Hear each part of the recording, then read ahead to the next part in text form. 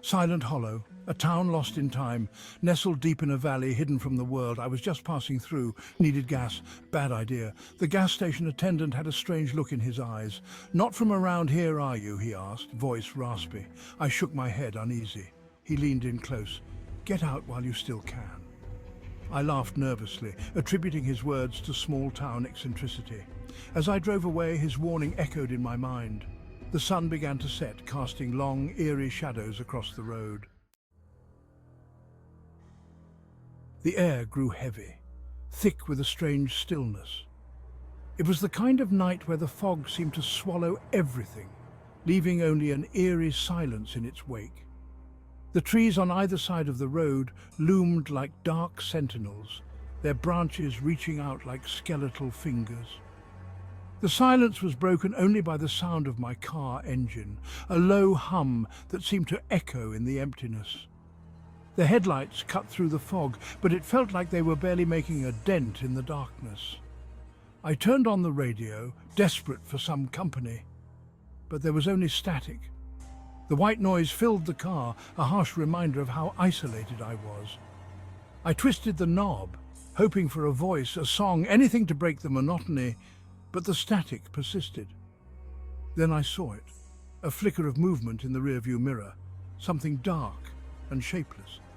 My heart skipped a beat as I strained to see, but the figure was gone as quickly as it had appeared.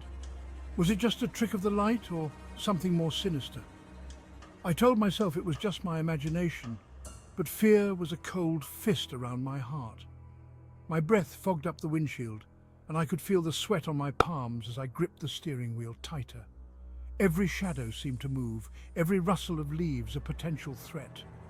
I sped up, the silence in the car now suffocating. The engine roared louder, but it did little to calm my nerves. The faster I went, the more the trees seemed to close in, their branches scraping against the sides of the car like claws. The road ahead seemed to stretch endlessly, the forest pressing in on either side. It was as if the darkness was alive, a living entity that wanted to consume me. The headlights barely pierced the gloom, and the road seemed to twist and turn in ways that defied logic. I felt utterly alone, hunted. The feeling of being watched was overwhelming, and I couldn't shake the sense that something was out there, lurking just beyond the reach of the headlights. My mind raced with possibilities, each more terrifying than the last. I had to get out of there, but the road seemed to have no end, and the night was closing in. The wind picked up, rustling the leaves outside. It sounded like whispers, faint and indistinct. I rolled up the windows, trying to shut out the sound, but it seemed to seep into my car, into my head. My headlights flickered, casting dancing shadows on the trees. Panic surged through me. I had to get out of this town now, but then the engine sputtered and died. The car coasted to a stop, plunging me into darkness. The whispers grew louder, swirling around me, mocking my fear. I fumbled for my phone, but the battery was dead. Of course, I was stranded, alone, in the dark, with the whispers. Then I saw him, standing at the edge of the woods. A tall, shadowy figure, its eyes glowing red in the darkness. My breath caught in my throat. I was paralyzed with terror. He started walking towards the car, slow and deliberate. Each step sent a jolt of terror through me. I was trapped. There was nowhere to go. He was coming for me. Section 5. Trapped! I frantically tried to start the car. Nothing. I fumbled with the door handle. Locked. I was trapped in a steel coffin, the shadowy figure getting closer with every passing second. His eyes were like burning coals searing into me. I could feel his presence, cold and menacing, closing in. The whispers intensified, a chorus of dread. He reached the car, his long, gnarled fingers reaching for the door handle. I screamed, a primal sound of pure terror, as he tried to force the door open. Section 6. A terrifying discovery. The figure suddenly stopped, its head snapping up. It seemed to be listening. The whispers had died down, replaced by an eerie silence. Then I heard it too, a distant rhythmic thumping. The figure turned away from the car and melted back into the darkness. The thumping grew louder, accompanied by a strange, high-pitched humming. It was coming from deeper in the woods. Curiosity warred with fear. What was that sound? What was out there? I had to know. It was crazy. Suicidal even, but I had to see. Section 7. The Town's Secret. I stumbled out of the car, my legs shaking. The night was thick with an unsettling silence, broken only by the distant rustling of leaves. My heart pounded in my chest as I took a hesitant step forward, the forest entrance looming ahead like a dark maw ready to swallow me whole. The humming sound pulsed in the air, drawing me deeper into the woods. It was a low, rhythmic vibration that seemed to resonate with the very core of my being. Each step I took felt heavier, as if the forest itself was trying to pull me back, warning me of the dangers that lay ahead. The trees were unnaturally still, their branches twisted into grotesque shapes.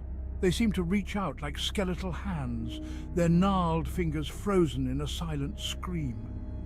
The air was thick with an oppressive stillness, and I could feel the weight of countless eyes watching me from the shadows. Then I saw it. A clearing bathed in an eerie, pulsating light. The light seemed to breathe, expanding and contracting like a living entity. It cast long, flickering shadows that danced on the forest floor, creating an otherworldly atmosphere that sent chills down my spine. In the center stood a massive metallic structure, its surface covered in strange symbols. The symbols glowed with an ethereal light, shifting and changing as if they were alive.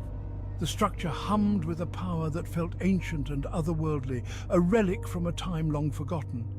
And around it, silhouetted against the light, were figures, dozens of them. They weren't human, their forms were elongated and twisted, their eyes glowing with an unnatural light. They moved in unison, their movements synchronized as if they were the part of a single collective consciousness. They were the shadows from the road, the whispers in the dark. And they were chanting. The sound was a low, guttural murmur that seemed to vibrate through the very air. It was a language I couldn't understand, but its meaning was clear. This was a ritual, an ancient ceremony that had been performed for centuries, hidden away from the eyes of the world, and now I was a part of it. Section 8. No Escape. The title alone sent shivers down my spine, a premonition of the horrors that awaited. The figures turned towards me, their glowing red eyes fixing on me. It felt as if their gaze pierced through my very soul, uncovering my deepest fears and secrets. They had been expecting me, waiting for me. Their stillness was unnerving, like predators biding their time before the strike. I had stumbled into something ancient, something evil. The air was thick with a malevolent energy, and the ruins around me seemed to whisper dark secrets of the past. The chanting intensified, the humming reaching a fever pitch. It was a sound that resonated deep within me, shaking me to my core. The figures moved towards me, their shadows stretching out like grasping claws. I was surrounded. There was no escape. Their movements were slow, deliberate, as if savoring the fear that radiated from me. As they reached for me, their touch sending a shock of icy cold through my body, I understood. This was not just a physical cold, it was a chill that seeped into my very essence, freezing my thoughts and paralyzing my will. Silent Hollow wasn't just a town lost in time. It was a gateway, a portal to a realm where the boundaries between the living and the dead were blurred, where ancient evils roamed free. And I had just opened the door. The creaking of the door echoed in the silence, a harbinger of the horrors that lay beyond. I knew then that my journey had only just begun, and there was no turning back.